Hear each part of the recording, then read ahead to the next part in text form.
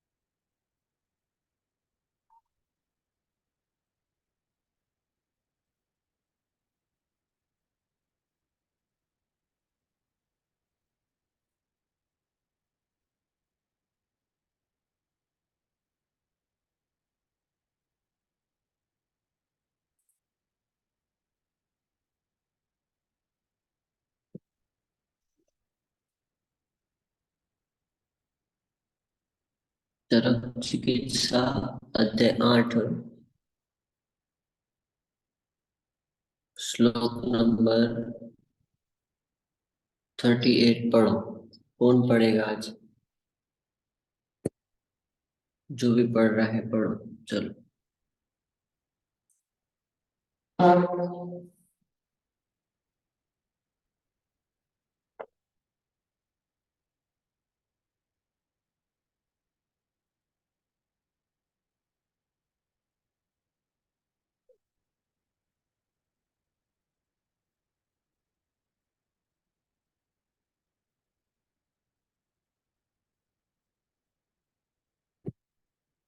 Sir screen hello. पे कुछ भी नहीं, सर स्क्रीन में कुछ नहीं दिख रहा है। आप स्क्रीन से नहीं है।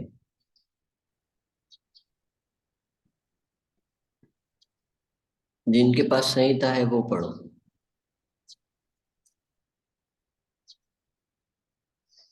रूपम तू प्रणाम सर। यत श्लोक नंबर एक बार फिर बोलिए सर। 38 38।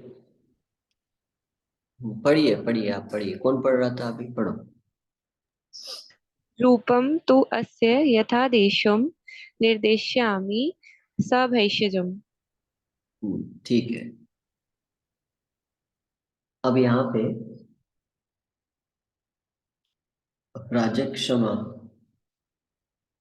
चिकित्सा के अंतर्गत अम्ल रस का प्रयोग करने की जो ग्रंथकारों की संकल्पना है, यानी कि राज्यक्षमा, ये एक संप्राप्ति है। ऐसी इसके अलावा भी इस प्रकार की दूसरी अवस्थाओं में भी आप अम्ल रस का प्रयोग कर सकते हो।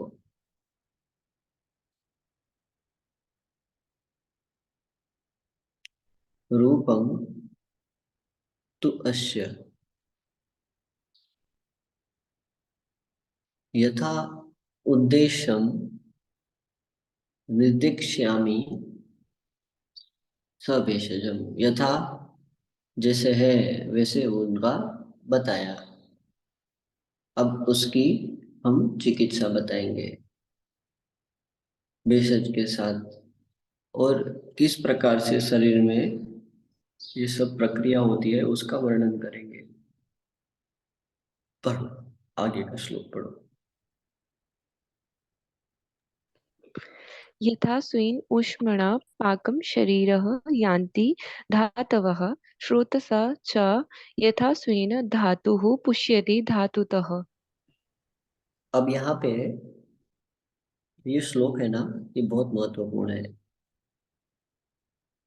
पहला शब्द है यथा,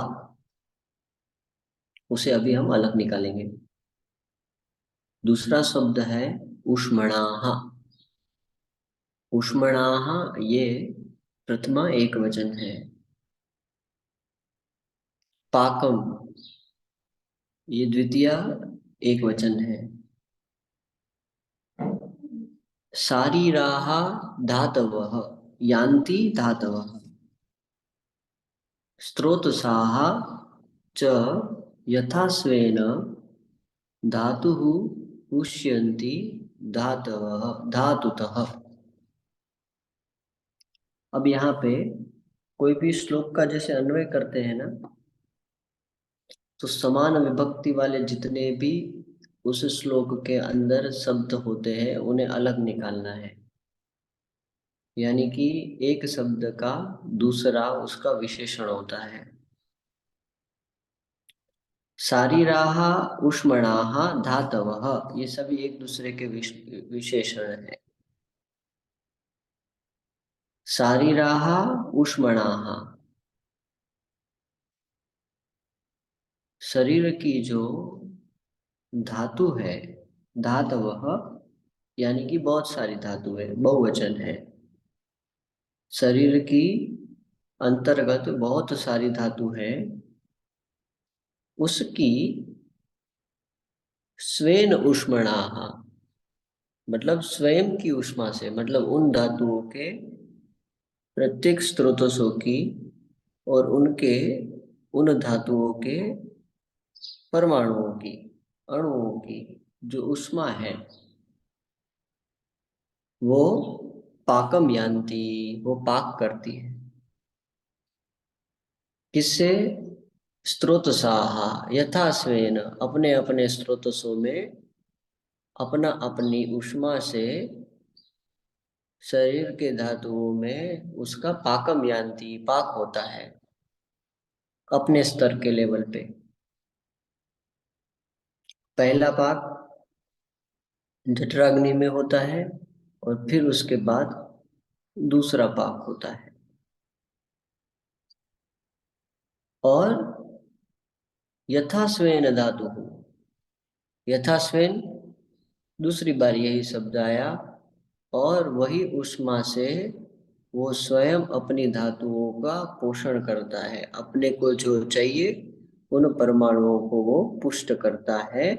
पुष्यति धातुतः, धातुतः यानी कि एक धातु से दूसरी धातु, दूसरी धातु से तीसरी धातु, और उनके अलावा भी शरीर के अंदर दूसरी दूसरी अन्य धातुओं का वो पोषण करता है धातुतः।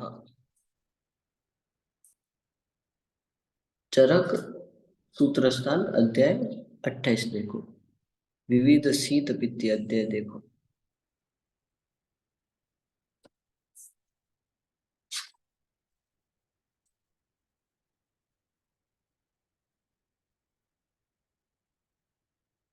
श्लोक नंबर 3।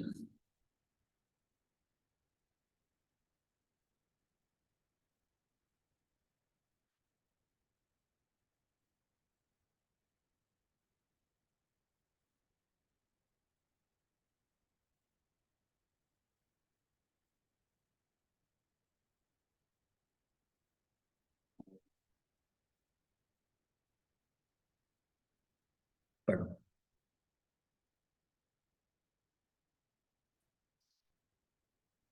विविधम अशितम पीतम लीढम खादितम जंतु हि हितम अंतरम अग्नि संदुक्षित बलेन यथा स्वेन ऊष्मणा सम्यक विपच्यमानं कालवदन अवस्थित सर्वधातु पाकम अनुपहत सर्वधातु ऊष्मा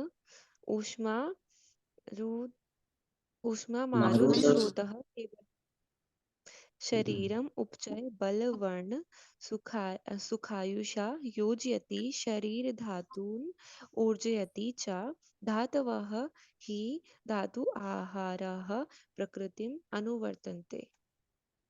प्रकृति अनुवर्तन्ते, यहाँ पे ये शब्द है ना, ये महत्वपूर्ण है।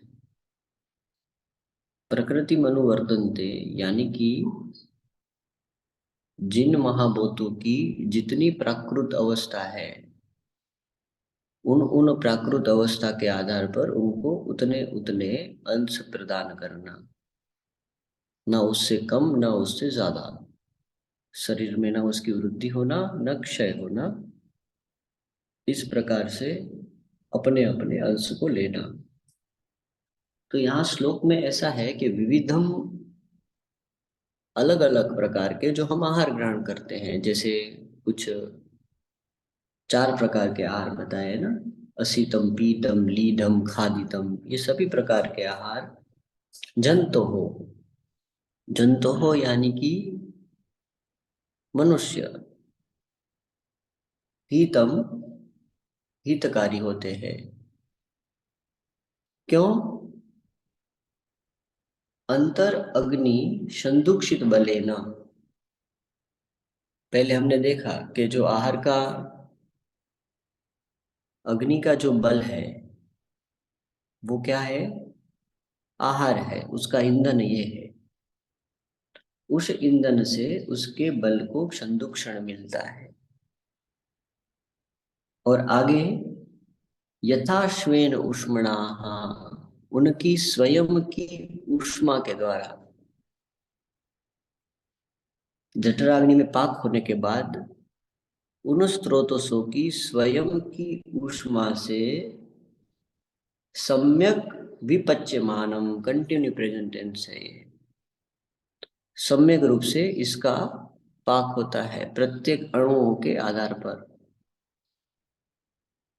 कालवत अनवस्थितः सर्वधातु पाकम अनुपहतः, बिना रुके हुए समय में आधार पर ये परिभ्रमण चलता रहता है। हर काल में, प्रत्येक काल में इसकी अनुवृत्ति चलती है। और उससे क्या होता है? सर्वधातुष्मः मारुतः स्रोतः, केवलम उससे क्या होता है? शरीर का उपचय होता है। बलवर्ण सुख आयुष्य, हरी चीज की योजना यही ऊष्मा के द्वारा होती है। शरीरम धातुन ऊर्जयति, और यहाँ वापस वही शब्द का प्रयोग किया है, धातवः ही धातु आहाराः प्रकृति अनुवर्तते। एक धातु से दूसरी धातुओं का पोषण होता है। 1 मिनट होल्ड करो हाँ।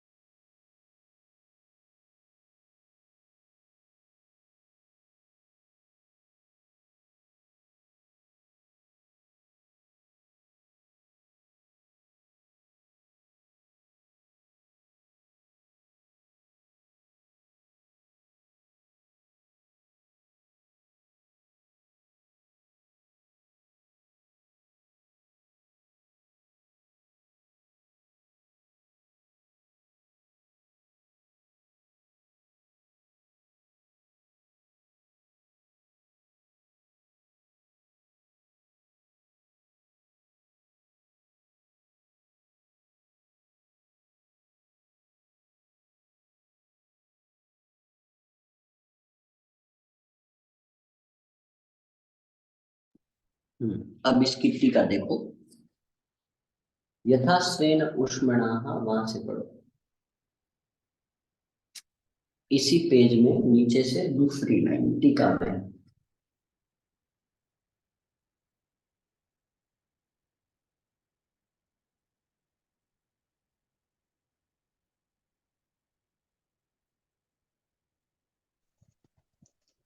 यथा स्वेन ऊष्मणेति पृथ्वी आदि रूप अशितादेय देयः अस्य य ऊष्मा पार्थिव्य अग्ने आदि रूपस्तेनः वचनं हि भूम आप्य आग्नेय वायव्याः पंच ऊष्मणाः सनाभसाः। बस। सर आगे पढ़ना है। नहीं, बस। अब ऊपर के श्लोक में एक शब्द था, अग्नि संदुक्षित बलेना। यहाँ पे अंतर अग्नि संदुक्षित बल का शब्द प्रयोग किया गया है। अंतर अग्नि यानी कि जठराग्नि, वही ना संदुक्षित बल के कारण, तेन अंतर अग्नि संदुक्षित बलेन, जठराग्नि में जो परिणमन होगा, जठराग्नि की जो अग्नि होगी, उसके परिणमन से, उसके पाक से, सम्यक पाक से अन्य अन्य धातुओं की अंतर अग्नि का बल बढ़ेगा। अगर ये अग्नि मंद हुई, ये विकृत हुई, ये विषम हुई, तो अन्य अन्य अग्नियों के भी बल क्षीण होते जाएंगे। इसलिए हमें अभी ये अंतर अग्नि के बल को समझना है। ये दोनों एक दूसरे को कनेक्टेड रहती है। अगर वो खराब हुई तो इसका प्रभाव जठर के ऊपर पड़ेगा, जठराग्नि खराब हुई तो इसका प्रभाव अंतराग्नि पे पड़ेगा। तो जठराग्नि की संदूषित ऊर्जा के कारण, ऊष्मा के कारण, अंतराग्नि के बल से प्रत्येक की धातुओं का स्वयं का वो पाक होगा, स्वयं के स्रोतसों में इसका पाक होगा, प्रत्येक आहारजन्य भाव का। वो पाक कैसा होगा? वो पाक होगा पृथ्वी आदि ही रूप अशिते ही। अब ये जो भी आप आहार ग्रहण कर रहे हो, ये समग्र आहार कैसा होता है? पंच महाभौतिक होता है।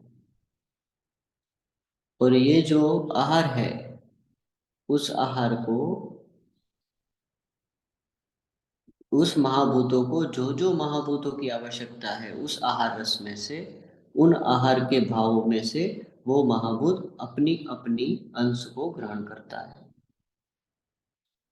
प्रथम धातुओं के अंदर वो पाक होता है, यानी कि धातुओं में, एक धातु के अंदर कहीं पे दो महाभूत है, कहीं पे तीन महाभूत है, कहीं पे चार महाभूतों का समूह है। तो वो महाभूतों के जो समूह का पाक होता है वो धातुओं में होता है। फिर उससे सूक्ष्मतर पाक जो होता है वो कैसा होता है? वो भौम्य, आपने, आग्नेय, वायव्य, वो सनाभसाह, उन पांच महाभूतों का प्रत्येक का अलग अलग पाक होता है उनकी उष्माओं के द्वारा। ये भूताग्नि में पाक होता है, पहले जठराग्नि में, फिर धात्वाग्नि में, और फिर उसके बाद अनंतरः सूक्ष्म भूताग्नि में इसका पाक होता है, प्रत्येक आहार जन्य भाव का। और वो क्या करता है? पंच आहार गुणान स्वान सान पार्थिवादीन पचंती। वो अपने अपने महाभूतों को अपनी अपनी ऊष्मा से उसे पाक करेंगे। यानी कि आग्नेय आग्नेय ऊष्मा से उसका पाक करेगा, पार्थिव पार्थिव ऊष्मा से उसका पाक करेगा, और उसी प्रकार से समग्र देह की अनुवृत्ति चलती है। ये तीन क्रम से होता है। अग्नि संदूषित बल, और उस संदूषित बल से अंतराग्नि, और अंतराग्नि से फिर धातुओं में, और महाभूताग्नि में उसका पाक होता है। अब श्लोक नंबर 4 पढ़ो, मूल श्लोक पढ़ो।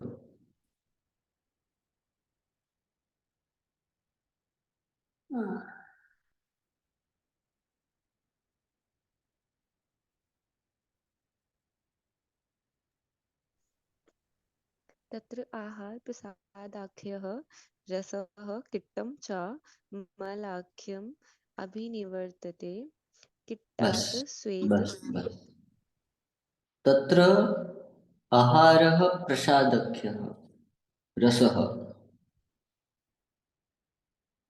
ये जो आहार है, जो आहार रस है, उसका जो प्रसाद होता है, प्रसाद भाग होता है, ये दो भागों में निवर्तित होती है। एक तो स्वयं की धातु को प्रसाद करता है और दूसरा किट्टम च मलाख्यम अभिनिवर्तते, एक से मल की निवृत्ति होती है और एक भाग से कीट की निवृत्ति होती है। अब आगे। किट्टात् स्वेद मूत्र पुरीश वात पित्त श्लेष्माणः कर्ण अक्षि नासिका अस्य लोमकूप प्रजनन मलाः केश श्मश्रु लोम नख आदयः च वायवाः पुष्यन्ति।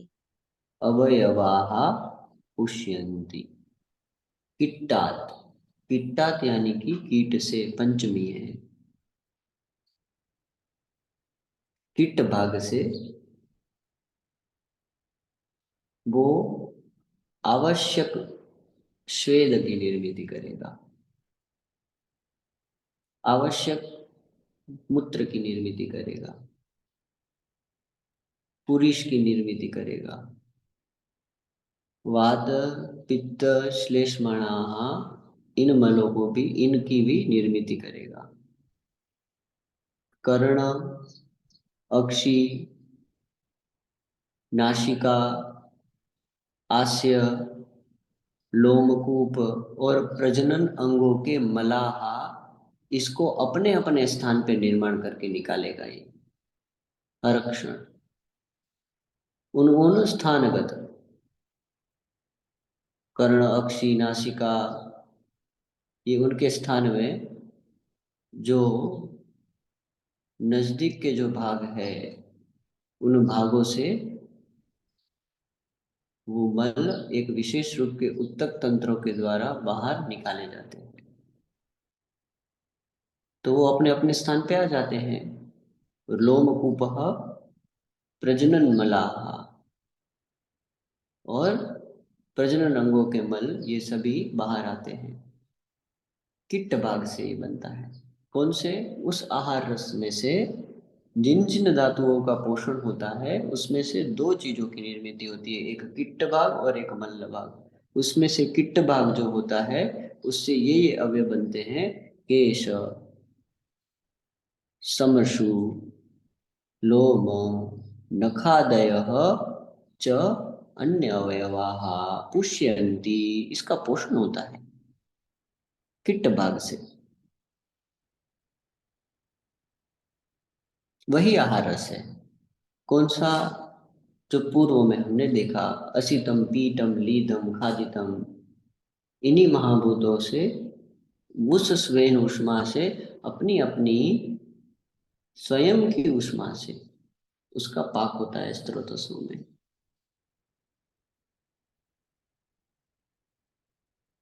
आगे पढ़ो।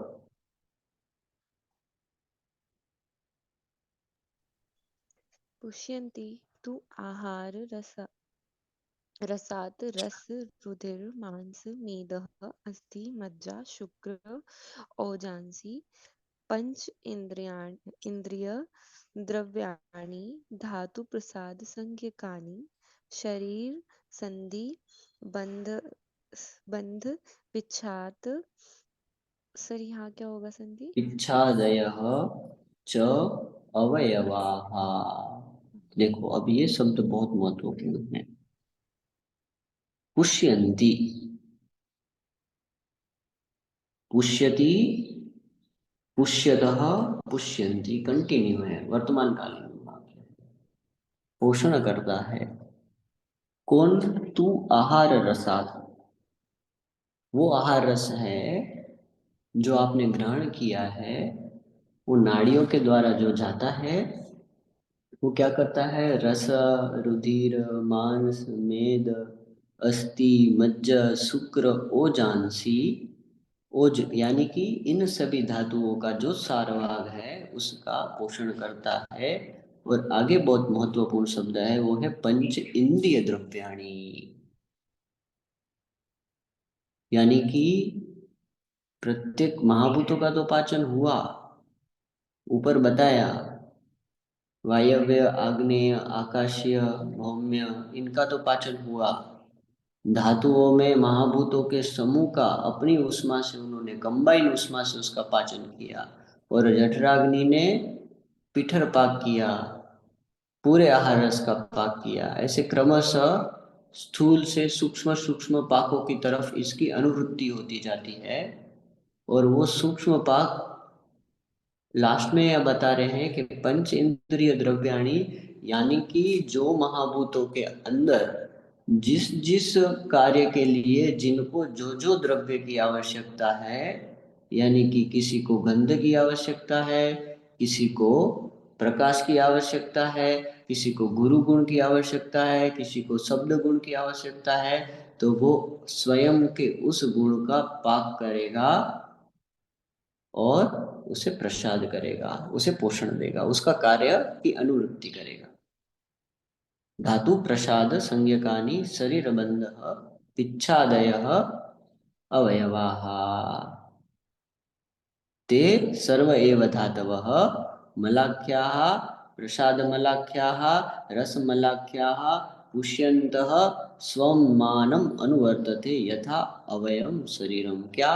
स्वमानम, जितना आवश्यक है उसको उस प्रकार से पुष्ट करता है। ये एक प्रक्रिया है। अब चरक चिकित्सा मूल श्लोक पे आएंगे।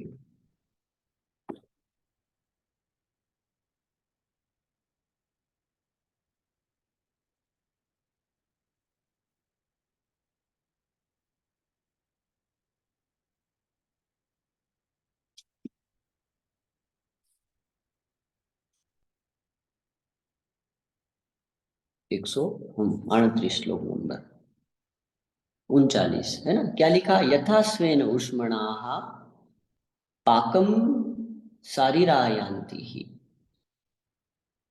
धातवः स्रोतसाः च यथा स्वेन धातुः पुष्यन्ति धातुतः। ये समग्र प्रक्रिया है जो अभी हमने देखा।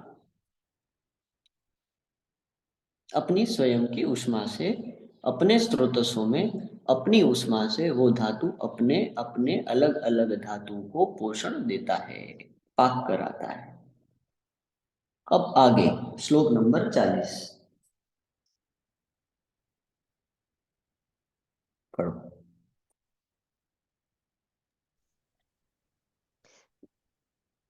श्रोतसां संनिरोधाः च रक्त आदीनां च संक्षयात् धातु ऊष्मणां च अपयात् राजयक्ष्मा प्रवर्तते। अब यहाँ से एक विशिष्ट रूप की संप्राप्ति निर्माण हो रही है। कल हमने मदात्य में देखा कि उसमें पित्त का अम्ल विदा होता है, अन्नव स्रोतस में क्षार निर्माण होता है, वहां हम अम्ल रस का प्रयोग करते हैं। अब एक दूसरी संप्राप्ति, इस प्रकार की जो प्रक्रिया होती है कैसी, तो यहां बताते हैं। स्त्रोत साम, ये षष्ठी बहुवचनांत शब्द है। स्त्रोतसाम सन्निरोधाच, सन्निरोधाच ये पंचमी एक वचन है। रक्तादि नाम, ये वापस षष्ठी बहुवचन शब्द है। च संशयातः, ये पंचमी एक वचन है। धातुमुष्मणाम ये षष्ठी बहुवचन है।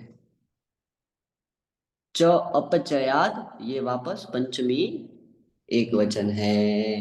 अब देखो ये श्लोक की जो रचना है ना, इन रचना को हमें अन्वय कराना है हर एक श्लोक का। स्रोतसाम, रक्तादि नाम और धातु उष्मणाम ये तीनों शब्द षष्ठी बहुवचन के शब्द है। सन्निरोधाच, संशयाच, च अपचयात ये सभी पंचमी है, तो सभी एक दूसरे के विशेषण है, समान विभक्ति वाले शब्द जो है। प्रवर्तते यहाँ पे क्रियापद है। रक्तादि नाम स्त्रोतसाम मतलब रक्तादि जो स्त्रोतस हैं, कौन से स्त्रोतस, जो सूक्ष्म स्त्रोतस है, जहां पे इन इन धातुओं का पाक हो रहा है, इन इन धातुओं को पोषण मिलता है, वहां पे क्या करता है, ये अवरोध उत्पन्न करता है। स्त्रोतसाम, रक्तादीनाम और उष्माणाम उनकी उष्मा जो स्त्रोतसों में है, किसकी, रक्तादि की स्त्रोतसों में जो उष्मा है, सन्निरोधात सन्निरोध होने से यानी कि अवरोध होने से, किसके, उसके मार्ग में अवरोध होने के कारण, कौन से स्त्रोतसों के मार्ग में अवरोध होने के कारण, उसकी उष्मणा, किसकी, रक्तादि धातुओं की स्त्रोतसों की जो ऊष्मा है उसका क्षय हो जाता है, अवरोध होने के कारण दूसरी प्रक्रिया होती है, उस ऊष्मा का क्षय होना, क्रम से एक एक प्रक्रिया चल रही है। रक्तादि धातुओं में अवरोध होगा, किससे, जो ऊपर बताए हैं उन सभी कारणों से, विषमासन से, साहस से, अति व्यवय से, वेग धारण करने से, ये जो ज्वार रूप के यक्षमा है, इन सभी के परिणाम से, और दूसरे अन्य अन्य भाव के कारण क्या होगा, स्रोतसों में, रक्तादि स्रोतसों में अवरोध आएगा, और अवरोध आने के कारण उसकी ऊष्मा का क्षय होगा, यानी कि जो धात्वांतर अग्नि है, महाभौतिक के अंदर अग्नि है, उन अग्नि का क्रमशः ह्रास होता जाएगा। इसलिए आगे क्या बताया है, च उपचयात, अपचयात है, अपचयात और उपचय दो शब्द होते हैं। उपचय यानी कि वृद्धि होना, अपचय यानी कि क्रमशः घटते जाना, वृद्धि ना होके उसके पुष्यजन्य भाव है वो कम होते जाना। और इस अपचय होने की प्रक्रिया जैसे ही प्रारंभ होना चालू हो जाती है, कंटिन्यूटी में ये प्रक्रिया चलती रहती है, इस संप्राप्ति को अगर भेदन नहीं किया जाता है तो क्या होता है, राज्य क्षमा प्रवर्तते, राज्य क्षमा निर्माण होता है। इतना क्लियर। अब आगे बढ़ते हैं, पढ़ो श्लोक नंबर 41।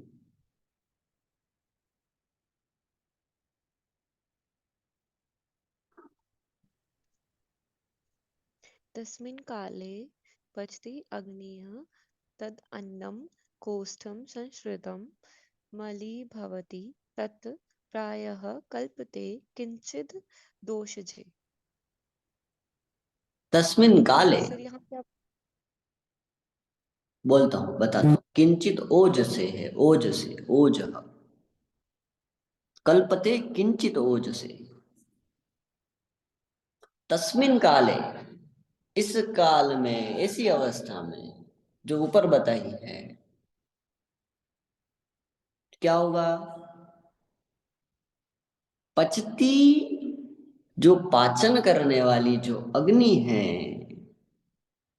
कौन सी, यद अन्नम कोष्ठ संसृतम, यानी कि जो पाक प्रारंभ की अवस्था में हो रहा है, उस पाक की अवस्था में वो जो अग्नि है उस अन्न को, यद अन्नम कोष्ठ संस्कृतम, कोष्ठ संस्कृत जो अन्न है, तस्मात् तस्यः मलि भवति, वो मल निर्माण हो जाएगा उसका, समग्र का। क्यों? स्रोतस्सों में अवरोध है, स्रोतस्सों की स्वयं की ऊष्मा नष्ट हुई है, और क्रमशः शरीर की धातुओं में अपचय हो गया है। इसलिए ये जो अन्न है, कोष्ठ संश्रित अन्न है, ये अन्य अन्य स्रोतस्सों में पोषण ना करने के कारण कोष्ठ आश्रित हो जाता है, और समग्र आहार रस है वो क्या बन जाता है? मल में निर्माण हो जाता है, मली भवती। और तत प्रायः कल्पते किंचित ओजसे, इस शब्द को समझना बहुत जरूरी है।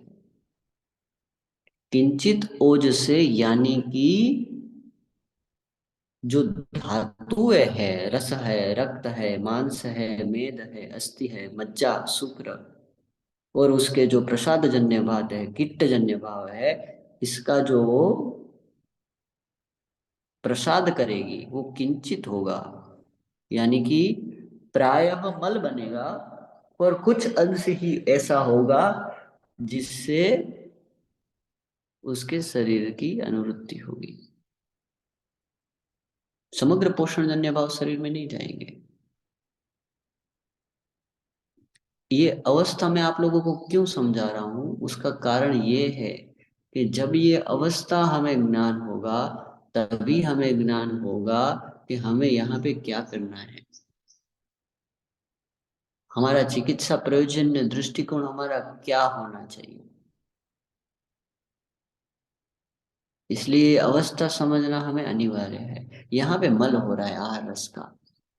अब यहाँ पे जो मल हो रहा है, देखो आगे का श्लोक पढ़ो, श्लोक नंबर 42। तस्मात् पुरुषं संरक्षेयं विशेषात् राजलक्ष्मिणः सर्वधातु सर्वधातुक्षयाः तस्य बलं तस्य हि विड बलम्। तस्मात्, इसलिए, राज्य क्षमणिका, यानी कि राज्य क्षमा के रोगी का, विशेषात विशेष रूप से, पुरुषम संरक्षय, अब ये जो इसके शरीर का जो धातुओं का पोषण नहीं हो रहा है, उन उन धातुओं की ऊष्मा नहीं है, उन उन धातुओं के संवहन में अपचय है, क्रमशः ह्रास होता जा रहा है, और जो आहार का जो स्नेह है, जो आहार का जो ओज है, वो सभी उसके मलीभूत हुआ है। इसलिए उसका जो तेज भाग है, सार भाग है, वो पूरा मल होता है। उसका मल यानी कि वो मल होता है। वो मल शरीर में ना गया है ना, वो आहार रस शरीर में ना जाके मल में परिवर्तित हुआ है। तस्मात् सर्वधातु क्षय आर्तस्य, सर्वधातु जिनके क्षय हुए हैं ऐसे रोगी के, राज्य क्षमिणी, बाकी सभी जिसके सर्वधातु क्षय हो गए हैं, जो कृश हो गया है, धातुओं के सामान्य प्रमाण से कम प्रमाण का है, ऐसे प्रत्येक व्याधि के रोगी के मल की हमें रक्षा करनी चाहिए, विरेचन नहीं देना चाहिए, विरेचन का प्रयोग नहीं करना चाहिए, भले ही वो राज्य क्षमा का रोगी ना हो। चीर दुर्बल है, व्याधि से दुर्बल हुआ है, तो भी कल हमने देखा ना, भेषज क्षपित व्याधि में औषधों का प्रयोग नहीं कर सकते, वीर्य वाली औषधों का प्रयोग नहीं कर सकते। क्यों? क्योंकि शरीर उसको ग्रहण करने के लिए सक्षम नहीं होता है। और दूसरा यहाँ पे एक और कारण बता रहे हैं कि शरीर के अंदर अन्य धातुओं का जब पोषण नहीं होता है तब उस पुरुष का जो बल होता है वो विरबल होता है। पेशेंट एक्सपायर हो जाते हैं, हमने देखा है हॉस्पिटल के अंदर। श्वास के पेशेंट, काश के पेशेंट, ऐसे पेशेंटों को जब डॉक्टर हॉस्पिटलों में एनिमा देते हैं, उनको मल प्रवृत्ति नहीं होती है, वृद्ध होते हैं, क्षीण बल होते हैं, डॉक्टर को वो बोलते हैं कि हमारे को विबंध है 3 दिन से 4 दिन से, तो फिर उसके बाद वहाँ पे वो एनिमा पोर्ट लगा के मल निकालते हैं रात को, और सुबह पेशेंट एक्सपायर हो जाता है, डेथ हो जाती है उसकी। क्यों? क्योंकि ये उपक्रम याद रखना चाहिए सभी ने। उसका जो बल है ये वीरबल होता है, इसलिए प्रायः उसके मल की हमें रक्षा करना चाहिए। आगे।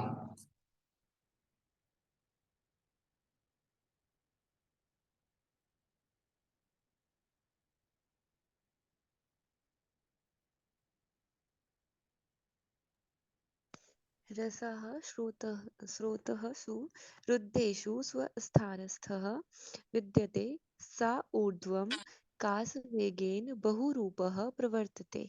अब देखो यहाँ पे, अब अनेक व्याधियों की संप्राप्ति निर्माण होगी, एक नहीं। क्या होगा? रसः, रस जो है उसमें अवरुद्ध है, स्रोतसों में अवरुद्ध है, उनके सभी स्रोतसों में, सप्तमी बहुवचन दोनों में, रुद्देषु स्रोतसु रसः। उसका क्या होगा? स्वस्थानस्थ विदयते, कहीं परिणमन नहीं होगा, आधा कच्चा आधा पक्का, विदयते, कुछ अंश जाएगा कुछ अपक्व रहेगा। अब ये अपक्व रस विदय युक्त रस है, ये जहां जहां जाएगा, जिस जिस स्थान पे जाएगा वहां वहां व्याधि निर्माण करेगा। अगर ये रस वाहिनियों के द्वारा इंद्रिय वस्त्रोतस में चला गया तो वहां से ये प्रतिशय करेगा। लोगों को बार बार जो प्रतिशय होता है, इसका कारण स्त्रोतो अवरोध जन्य है। ये बार बार नाक से उसको प्रवृत्ति होती रहती है। ये वही रस होता है जो पोष्य नहीं होता है। मार्ग रोधात वह जलम उदीर्यते बृषत्तरम विश्वग व्रजति विबंधेश्च पृथुक विदेही। ये तीनों संकल्पना यहाँ होती, एक के बाद एक के बाद एक, क्रमशः। एक व्याधि निर्माण होने के पीछे बहुत सारी घटनाएं होती, इस घटनाओं को समझना और उन घटनाओं को क्रम से तोड़ना, ये चिकित्सा का उपक्रम होता है। पेशेंट आए कि मेडिसिन दे दो, ये नहीं है।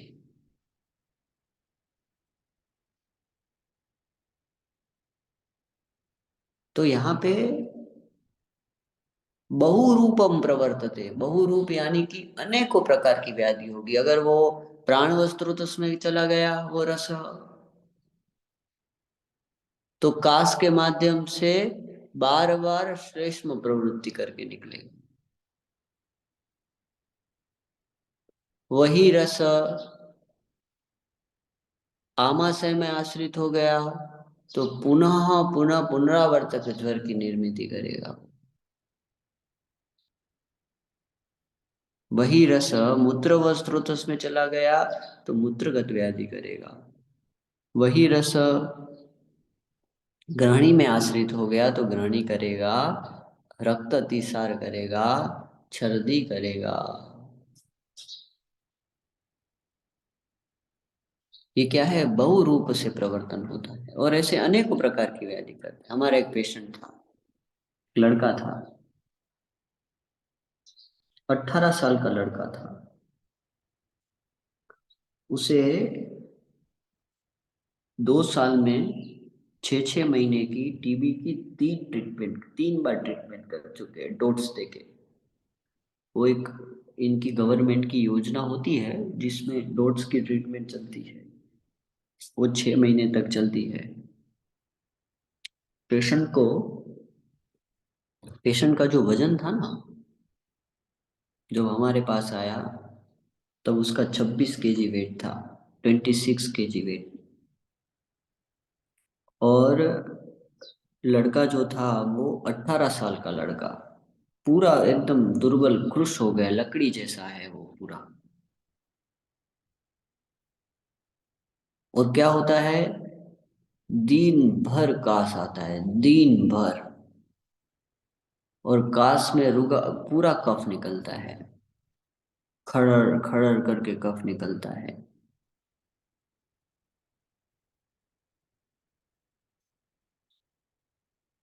और ऐसा इसको पिछले 3 साल से हो रहा है।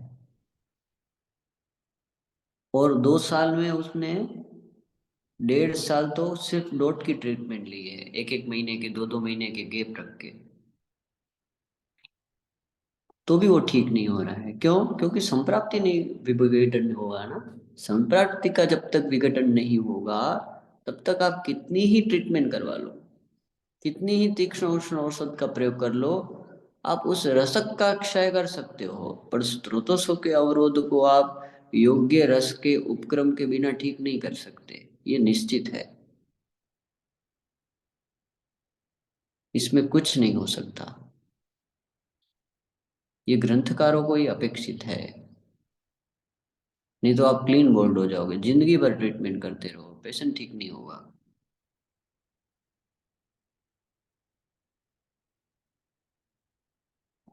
तो हेतु देखे पूरे पेशेंट के। अब पेशेंट जो है ना, उसकी जो डाइट थी, वो मैंने आज तक ऐसी डाइट किसी पेशेंट की नहीं देखी, इतनी जबरदस्त वाली। सुबह 30 रोटी खाता है वो, बड़ी वाली। दोपहर को 30 रोटी खाता है, और शाम को 30 रोटी खाता है। रोज की 90 रोटी खाता है वो पेशेंट। और मल प्रवृत्ति सिर्फ पेशेंट को सुबह एक ही बार होती है, और श्लेष्मा युक्त आम जनित मल की प्रवृत्ति होती है।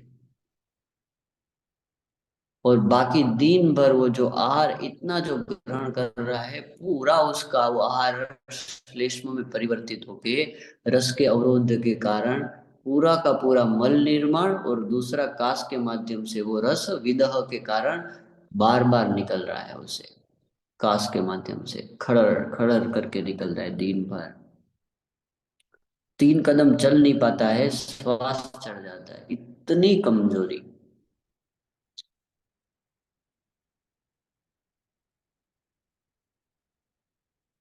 और भूख लगती है तीव्र, थक जाता है ना शरीर, खांस खांस के थक जाता है, तो शरीर में ये भी वात प्रकोप होता है परमाणु स्तर पर, और उनको पोषण नहीं मिलता है अन्य धातुओं को,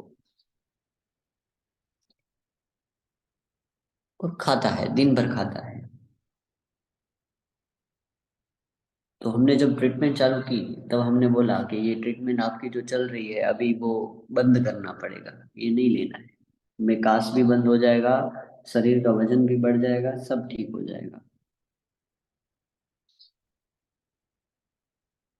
प्रारंभ में इस पेशेंट को हमने चिकित्सा में पंचकोलासों का प्रयोग किया था, सिर्फ 15 ml, 12 से 15 ml,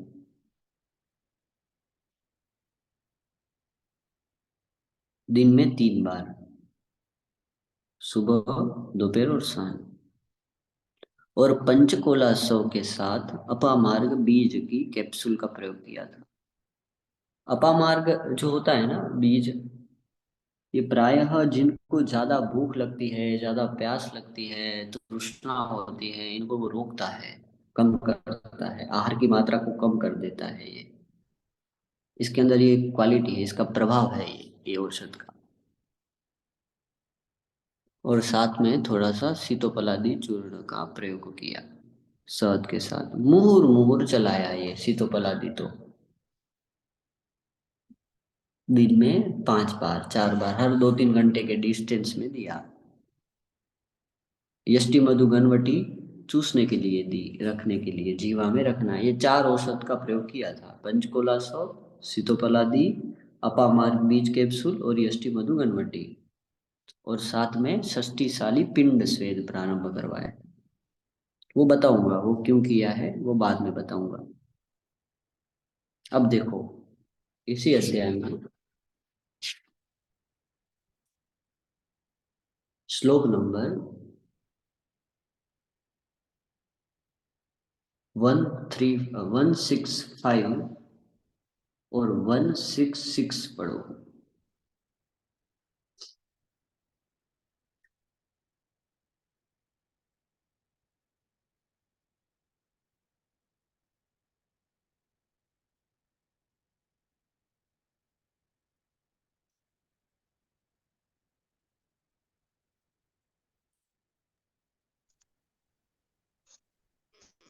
प्रसन्नां वारुणीं साधु अरिष्टानाम् अरिष्ट अरिष्टान् स- अरिष्ट आसवान् मधु यथा हर्षम् अनुपार्थं पिबेन् मांसानि भक्षयन्। पढ़ो आगे पढ़ो। मध्यम तीक्ष्णम् उष्ण वैश्य वैश्यद सूक्ष्मत्वात् स्रोतसां मुखं प्रमथ्य विवृणो विवृणोति आशु तत् मोक्षात् सप्तधातवः। सप्त धातव, फिर आगे क्या लिखा है? पुष्यन्ति धातु पोषाच शीघ्रम शोषः प्रशाम्यति। बहुत महत्वपूर्ण लाइन है ये, समझना।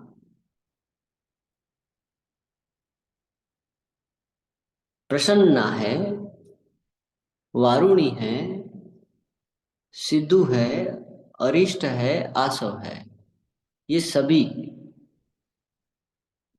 तीक्ष्ण अम्ल है। तीक्ष्ण अम्ल जिसे रस बोलते हैं।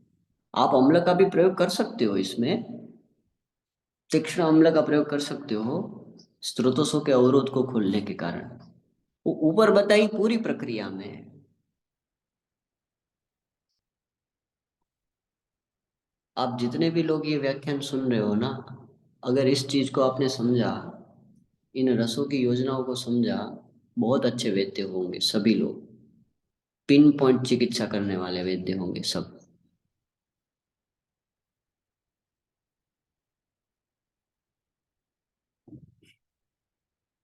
प्रसन्नाम वारुणिम सिंधम अरिष्टम, ये सभी आसव यथा आहारम अनुपानार्थम, आहार के साथ अनुपान में इसको देना है, योजना करना है। पिबेदह, पीना चाहिए। और दूसरा यहाँ लिखा है मांसानि भक्षयन। क्यों? क्योंकि मांस क्षय है, तो यहाँ मांस देने का ग्रंथकारों ने बताया है। मांस रस दे सकते हो अग्नि के आधार पर, अवस्था के आधार पर। अब आगे की लाइन है ना, इसमें लिखा है कि मध्यम, मध्य जो होता है ये तीक्ष्ण होता है, औष्ण्य होता है और वेशद्य होता है, मार्ग को स्वच्छ करता है। पिच्छिल गुण से आवृत दोष है, गाढ़ पिच्छिल कफज है, तो वैशद्य को दूर करता है। तीक्ष्ण है इसलिए वो प्रमाथी होता है। उष्ण है, पाचन करता है। और सूक्ष्म है यानी कि शरीर के सूक्ष्म स्रोतों में जाके उस अग्नि का अभिवर्धन करता है। स्रोतसाम मुखम, देखो यहाँ इतना महत्वपूर्ण शब्द लिखा है कि ये जो है इस स्रोतों के मुख को खोलता है। और जैसे ही स्रोतों के मुख खुलते हैं, वैसे ही जो कोष्ठ संस्कृत आहार का विदह हो रहा था, वो आहार शरीर के अंदर गति करने लगेगा, धातुओं में गति करने लगेगा। परमाणुओं तक उसकी गति होना प्रारंभ हो जाएगी, वाह्यमान रूप से जाएगा वो। इन गुणों के कारण, कौन से? विशदः, तीक्ष्णः, उष्णः, सूक्ष्मताप, स्रोतसम्मुखम, प्रमथ्यः। और वो विवृत्ति आंसू तुरंत, एक दिन में। वो पेशेंट को 2 दिन में कास बंद हुआ है, मात्र 2 दिन में।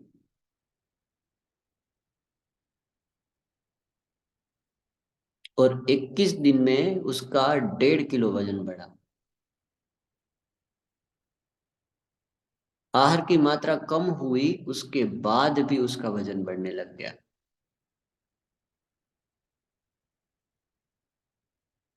1.5 महीने में उस पेशेंट का 4 किलो वजन बढ़ाया। 26 से 30 kg। ना उसे कास आता है, ना उसे श्वास होता है, ना उसे चलने में कोई आपत्ति होती है, कुछ नहीं होता है।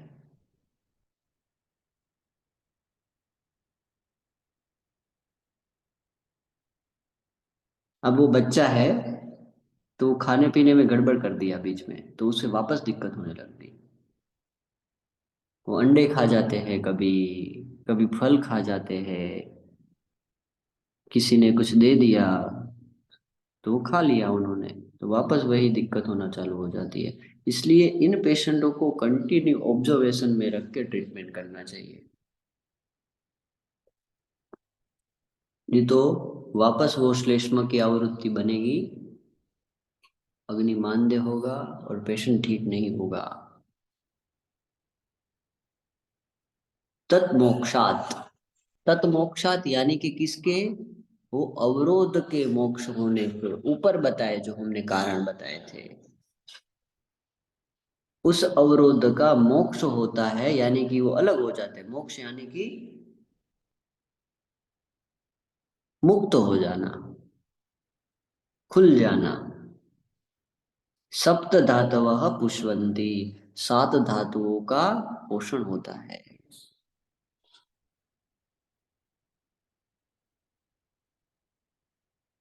धातु पोषात, और धातु पोषण होता है और शोष नष्ट पामता है। बस यही तो ट्रीटमेंट करना है, यही तो उपक्रम है हमारा, और कुछ नहीं है। आज यहीं रुकेंगे, कल गुल्म देखेंगे, दूसरी संप्राप्ति में अम्ल रस का प्रयोग। ठीक है। अभी किसी को कोई प्रश्न है तो पूछे, नहीं तो रखता हूँ। प्रणाम। हाँ गुरु जी। प्रणाम। गुरु जी, एक ऐसे छोटा सा प्रश्न था हमारा। जी। सर, जैसे कि हमको भी व्याधि पड़ते हैं तो हेतु के कारण वो व्याधि उत्पन्न होती है। ठीक है, हमने हेतु लिया, चाहे वाता जो पिता जो कफ जो सन्निपाता पाता जो कोई भी हो, उसके कारण व्याधि उत्पन्न हुई। और सर, जैसे कि अभी आपने जब से हमने लेक्चर लेना स्टार्ट किया है, आप बता रहे हैं, फिर मतलब आप कह रहे हैं कि जैसे हमने कोई भी आहार लिया, पंच भौतिक आहार लिया, मतलब आहार लिया पंच भौतिक हुआ, फिर वो अपने अपने धात्वाग्नि या भूताग्नि के द्वारा अपने अपने टुकड़ों में टूटकर अपने अपने प्रसाद भाग को परिणित हुआ। तो सर, फिर इस कंडीशन में तो व्याधि होनी ही नहीं चाहिए। फिर चाहे हम हेतु लें चाहे न लें, फिर भी मतलब जिसकी धात्वाग्नि या भूताग्नि अब वीक नहीं है, कमजोर नहीं है, तो उस कंडीशन में उसको व्याधि होनी नहीं चाहिए, फिर भी सर व्याधि उत्पन्न होती है। नहीं, ऐसा नहीं है। देखो, शास्त्र में है ना, प्रत्येक वस्तु की विधि बताई है। विधि यानी कि उस विधि को छोड़कर आप कोई भी प्रकार की प्रक्रिया करते हैं तो उससे व्याधि निर्मित होना ये निश्चित है। जैसे आपने वेग धारण किया, तो वेग धारण से आपके शरीर में जो जो भाग है, कुछ जो वेग धारण जन्य स्थान है, वहां से आपके खवेगुण्य प्रारंभ हो जाता है। अब जैसे ही खवेगुण्य प्रारंभ होता है, तो वहां पे वो धातुओं की दुर्बलता हो जाती है, और वो दुर्बलता होने के कारण उन स्थान पे जो वायमान भाव है, प्राकृत धातु है, प्राकृत दोष है, वो गति नहीं कर पाते हैं, तो वह वहां पे व्याधि होती है, वो वेग धारण जन्य होती है। दूसरा, ग्रंथकारों ने नित्य अभ्यास जन्य आहार बताए हैं। आपका माइक म्यूट करो, मैं बताता हूँ पूरा, ये आवाज आ रहा है। दूसरा, ग्रंथकारों ने नित्य अभ्यास जन्य आहार बताए हैं। नित्य अभ्यास जन्य आहार यानी कि इसका अर्थ ये है कि जो आहार तरतम योग युक्त नहीं है, तरतम योग युक्त यानी कि गुरुतर गुरुतम नहीं है, स्निग्धतर स्निग्धतम नहीं है, लघुतर लघुतम नहीं है, जो सामान्य है, जो स्वस्थ वृत्त प्रयोजन्य आहार है, जो ऐसे द्रव्य का सेवन करते हैं, नित्य इसका अभ्यास करते हैं, तो वो प्रभाव अग्नि के ऊपर नहीं डालेगी। दूसरा, जो ऋतुचर्या बताई है, उन उन ऋतुओं में सृष्टि के अंदर उन उन महाभूतों की वृद्धि होती है। अगर उन महाभूतों के विपरीत आहार द्रव्यों का सेवन नहीं किया गया तो भी व्याधि होती है, तो भी अग्नि मांद्य होता है और उसका प्रभाव अग्नि के ऊपर पड़ता है। तीसरा, जो भी दिनचर्याजन्य भाव बताए हैं, देश बताए हैं, आनुप प्रदेश में रहने वाला व्यक्ति प्रायः कफज आहार का सेवन करेगा तो उसकी अग्नि मांद्य होगी और उसके कारण उसके स्रोतों में अवरोध आएगा।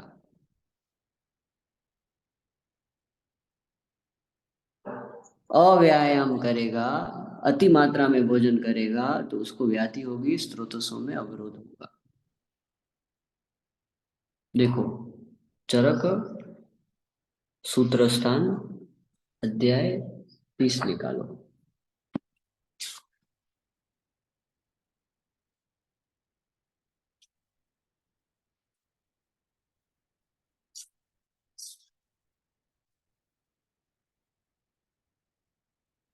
श्लोक नंबर 34, 29 निकालो, उसका 34 श्लोक पढ़ो।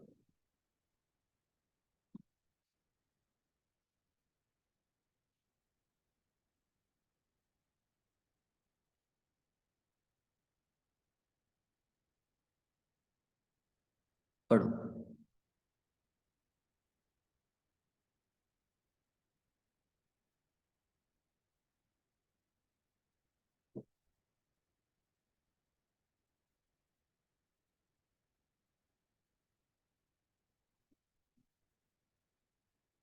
श्लोक मिला? हेलो? चरक सूत्रस्थान 29, श्लोक नंबर 34।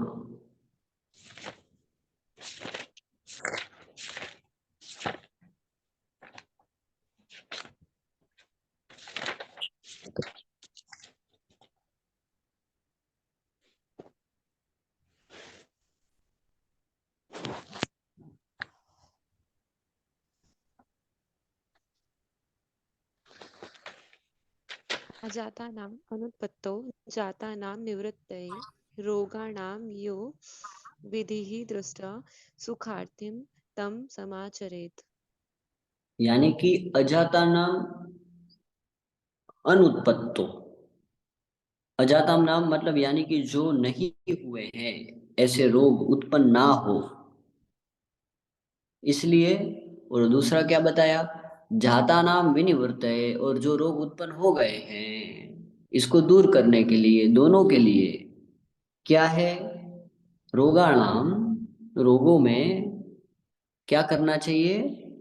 यह विधि ही, जो विधि बताई है शास्त्र में, दृष्ट, दृष्ट यानी कि बताई है, विधि ही दृष्ट, सुखार्थी, सुख की इच्छा करने वाले का इसका सम्यक रूप से आचरण करना चाहिए। अब श्लोक नंबर 45 निकालो।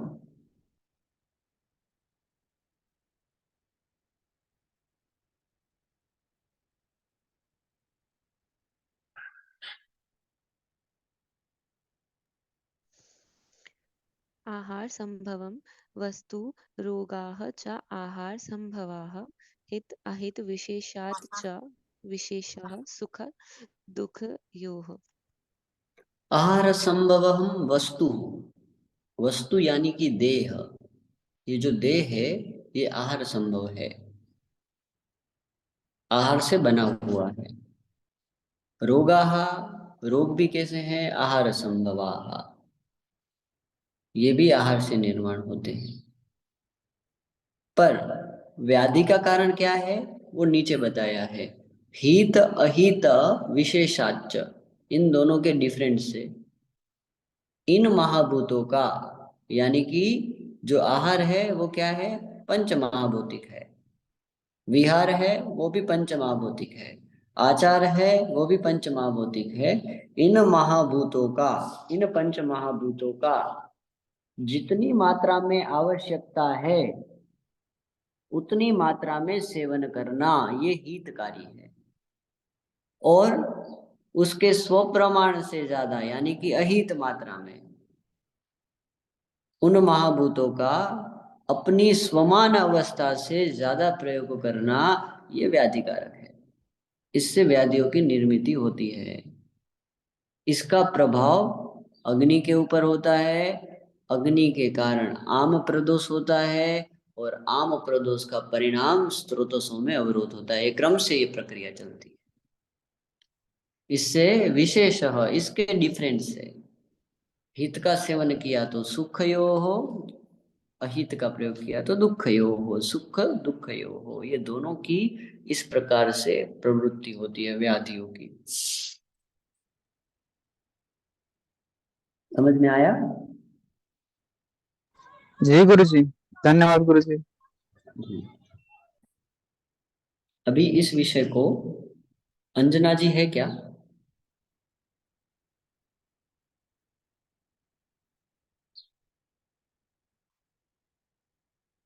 जी सर, जी सर।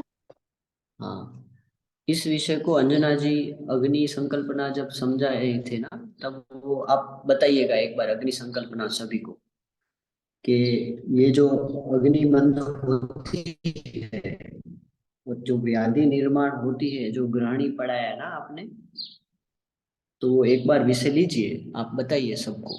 ये प्रारंभिक विषय बहुत अच्छा था, उस समय लिया था तो उसमें उन्होंने बताया है कि अग्नि के अधिष्ठान दोषों से अभिभूत होते हैं। अब अधिष्ठान यानी कि यहाँ पे परमाणुओं के स्तर पर जो अग्नि है, एक एक परमाणु की स्वयं की जो अग्नि है, उस अग्नि के अधिष्ठान यानी कि उस स्थान पर श्लेष्मज भावों का आश्रित हो जाना, वो श्लेष्म से अभिभूत हो जाना, तो अग्नि मंद हो जाती है। वही परमाणुओं के अधिष्ठान में पित्त के गुणों का आश्रित हो जाना, तो अग्नि तीक्ष्ण हो जाती है। और वही अग्नि के परमाणुओं के स्थान पर, अधिष्ठान के स्थान पर वातादि रुक्षादि गुणों का अभिभूवन हो जाना, इससे अग्नि विषम हो जाती है। और ये तीनों अग्नि के कारण क्या होता है? आम प्रदोष होता है।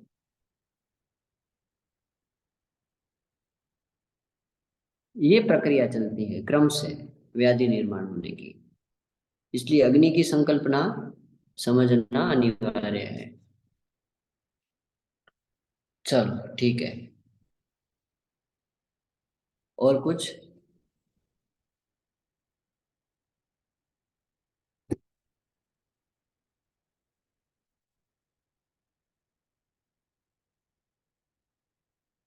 ठीक है, चलो रखो।